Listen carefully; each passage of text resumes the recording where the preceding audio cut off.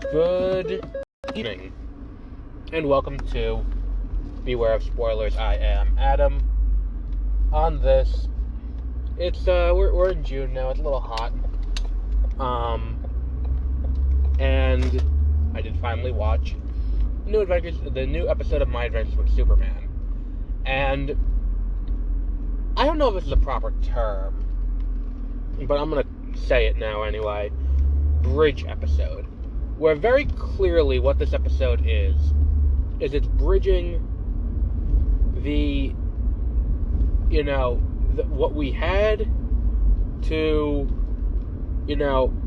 what we're going to in the next act of this show, which is, we kind of had a point where people were kind of like okay with Superman, like the idea of having this alien there, and now we have Lex Luthor kind of reveal himself. And I love Lex Luthor being the stereotypical, anime bad guy. Completely with, the glasses that are, the light reflected off of so you can't see his eyes in that one shot. But Lex revealing himself in this way is interesting for this show for a number of reasons. Number one, I think it shows exactly what we can expect from this show in the latter stages, which is Lex is going to turn public opinion against Superman, and as part of that, he's going to use that sway to do that, to propel himself to where he thinks he should be.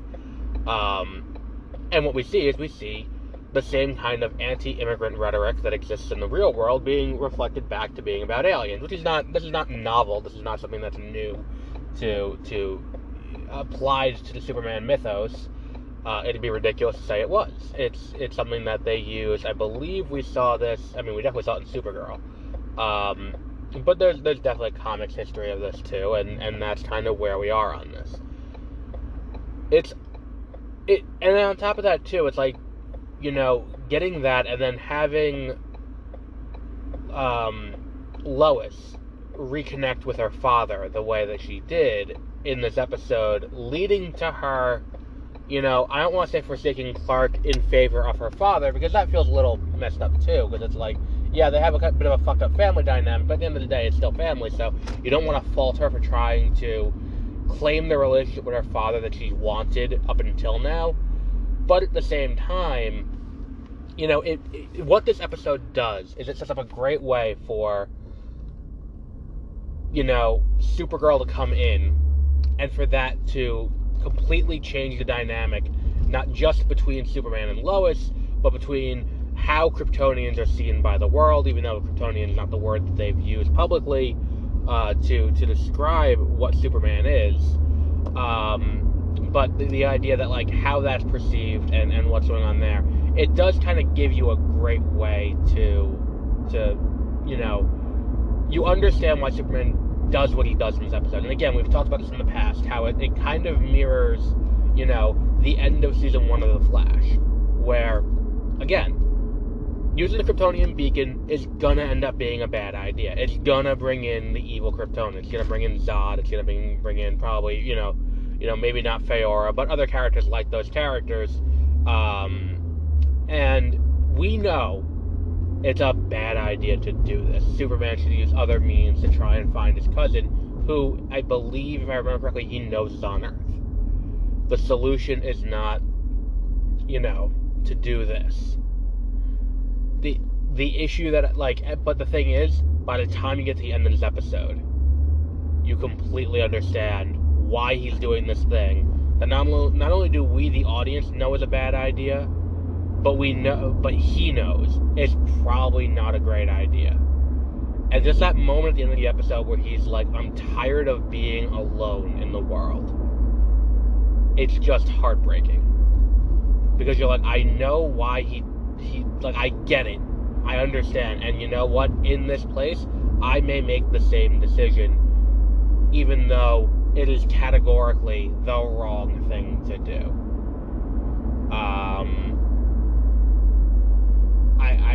I appreciate this show for actually grappling with that in a meaningful way, and showing the relationship between Lois and Clark in a more mature light, and having it not just be like, oh, and here's the goofy adventures, or oh, here's, they're never going to have any problems, which is kind of the only issue I have with Harley Quinn, where it's like, fundamentally, Harley is and Poison Ivy do not have the same ideological goals.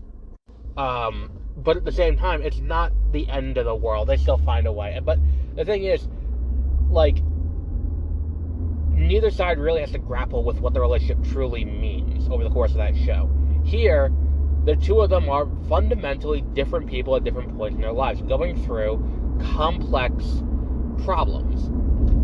And because the two of them are so deep in their own situations, which is going to happen to people, they don't have each other to rely on. So what's going to end up happening in this show, I believe, is Lois and Clark are both going to continue to make bad decisions that harm everyone because they aren't turning to each other.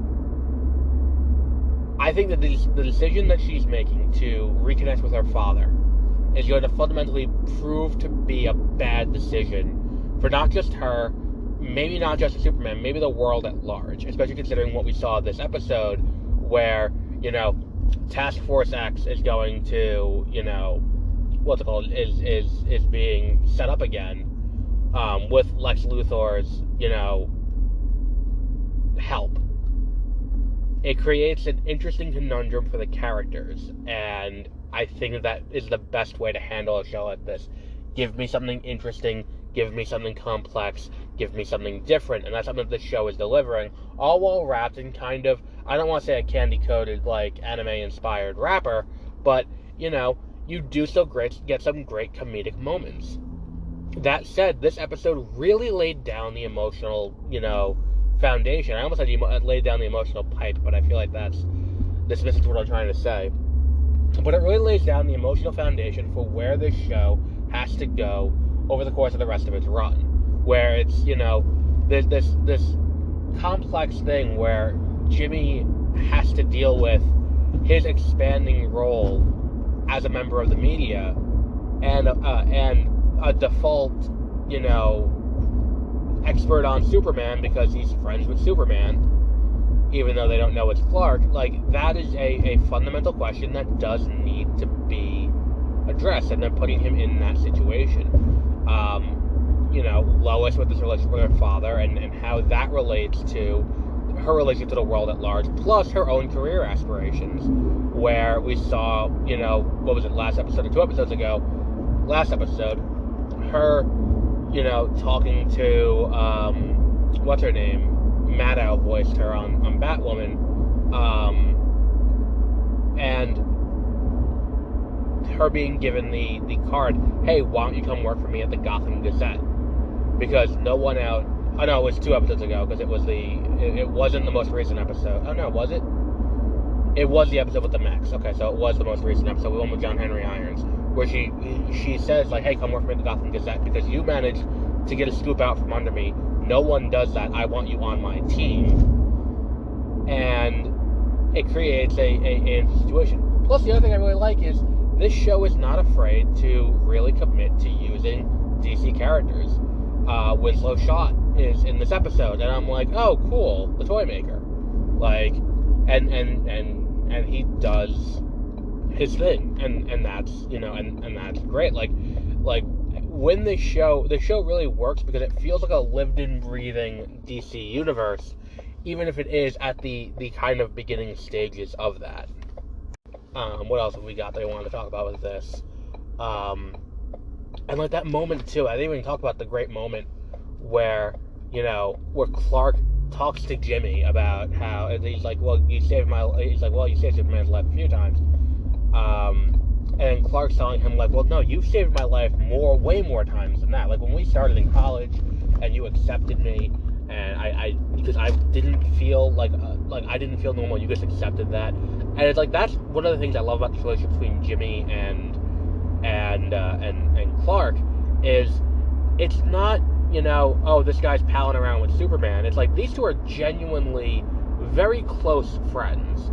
And it's a very great portrayal of male friendship in an interesting way, because it does give emotional depth to everything that's happening. Because it allows for them to, again, express this platonic friendship like it's a relationship. Like maybe not romantic relationship, but it does. The minute you allow for platonic relationships to really evolve with the level of depth that's usually reserved in movies or TV for, platonic, for romantic relationships, you have me immediately. You have me gripped in, because I'm like, these are characters who are going to grow and evolve and not just be the same static thing where it's like, oh, these two are friends. They are now friends. They will always be friends. Don't think about it too hard. And I think that does work very well in this show. But yeah, I think we'll wrap up there for today. My Emergency Superman comes out 9 a.m. Sunday mornings on Max, on the, on Adult Swim midnight, going into Sunday.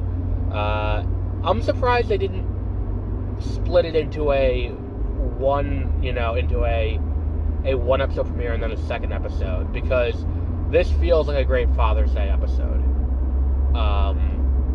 that you put up to watch on Father's Day morning. Like, this feels like that kind of thing.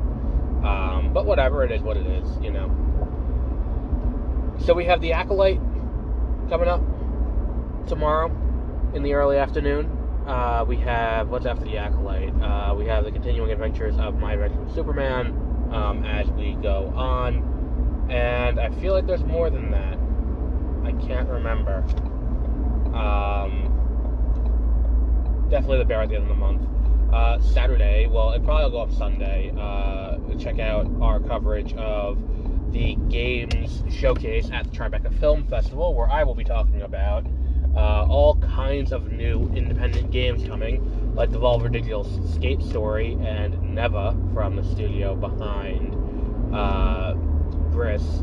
All of that will be Sunday, probably Sunday morning, or late Saturday. That episode will go up. I'll be recording it while I drive home from New York City, and I feel like there's more I wanted to talk about. We have another review coming next week, but I can't say what it is yet because there's a review embargo.